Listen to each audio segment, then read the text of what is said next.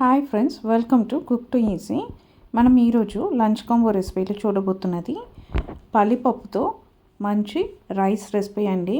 ఈ పల్లిపప్పు రైస్కి తోడుగా మసాలాస్ అన్నీ వేసిన మజ్జిగ అండి. రండి ఎలా చేస్తామనేది చూస్తాం. ఈ పల్లిపప్పుతో రైస్ చేయడానికి ఫస్ట్ మనం పల్లిపప్పు పొడి అనేది రెడీ చేసుకోవాలండి. దానికోసం కడాయిలో ఒక 2.5 టేబుల్ స్పూన్ పల్లిపప్పు, రోస్టెడ్ పల్లిపప్పు యాడ్ చేసుకున్నానండి. అది లైట్గా వేడి అయిన తర్వాత 1 టేబుల్ స్పూన్ నుంచి 2 టేబుల్ స్పూన్ వరకు మన కోకోనట్ ఫ్లేవర్ నచ్చిందంటే 2 టేబుల్ స్పూన్ వరకు కూడా కోకోనట్, దాన్ని కూడా సన్నగా ఇలా తురిమేసి వేసుకోవాలండి. దాన్ని కూడా వేసి బాగా ఫ్రై చేసుకోవాలి. పల్లిపప్పు, కోకోనట్ ఇవి రెండు ఫ్రై అయిన తర్వాత మిగతా సామాన్ని మనం యాడ్ చేయాలండి. ఇప్పుడు ఈ స్టేజ్లో జీరా 1 టీ స్పూను, మినపప్పు 1 టీ స్పూను, అలానే వడపప్పు 1 టీ స్పూన్, ఇవి 3 వేసి బాగా ఫ్రై చేసుకోవాలండి. మనం వేసిన పప్పులు అనేది రంగు మారుతున్న సమయం వరకు మనం ఫ్రై చేసుకోవాలి. పప్పులన్నీ బాగా ఫ్రై అయిన తర్వాత అండి మనం కారంకు తగినట్టు ఎండుమిరపకాయ, అలానే కరివేపాకు 1 రబ్బులు వేసుకోవాలండి.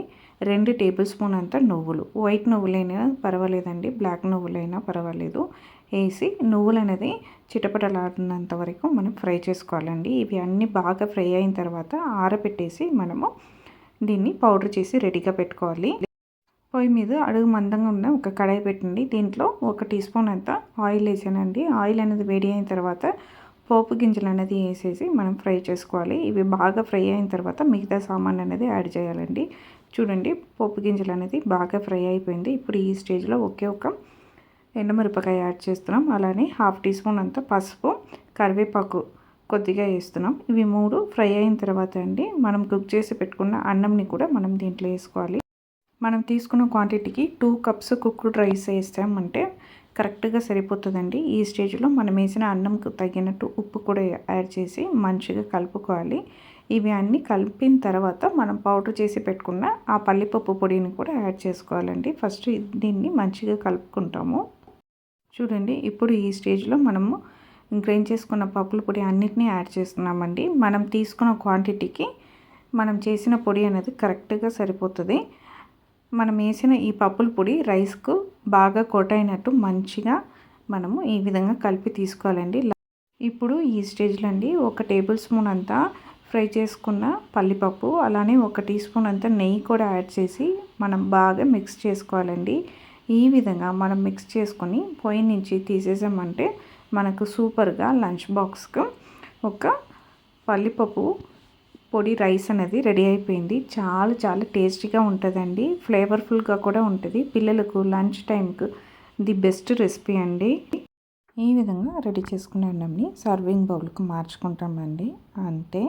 రండి, నెక్స్ట్ మనం మసాలా మజ్జిగ అనేది రెడీ చేయాలి. దానికోసం కొద్దిగా కరివేపాకు, మన సాల్ట్కి సరిపడా ఉప్పు అండి, అలానే పుదీనా ఆకులు కొద్దిగా, ఒక పచ్చిమిరపకాయ, ఒక చిన్న పీసు అల్లం, ఇవి అన్నిటిని ఫస్ట్ మిక్సీకి వేసి ఒకసారి ఇలా మనము గ్రైండ్ చేసి తీసుకొని రావాలండి. ఇప్పుడు 1 కప్ అంతా పెరుగు వేస్తున్నాము. ఈ పెరుగుని కూడా వేసిన తర్వాత గ్రైండ్ చేసి తీసుకొని రండి.